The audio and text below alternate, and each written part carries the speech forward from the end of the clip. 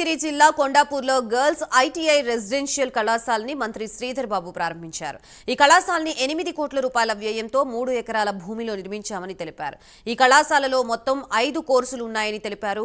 రాష్ట్ర వ్యాప్తంగా 65 కళాశాలను ఏర్పాటు చేయాలని ప్రభుత్వం భావిస్తోందని మంత్రి శ్రీధర్ బాబు చెప్పారు.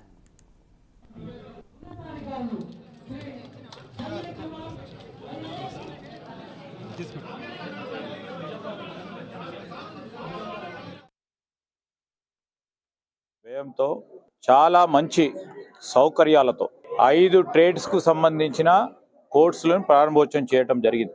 అధునాతనమైన సాంకేతిక పరిజ్ఞానాన్ని అందియాలే విద్యార్థులకు, పరిశ్రమలకు అనుబంధంగా కోర్సులను మనము ప్లాన్ చేయాలి అనే ఉద్దేశంతో ఒక ప్రక్కన ఉన్న ఐటీఐస్ ను మోడర్నైజ్ చేస్తున్నాం.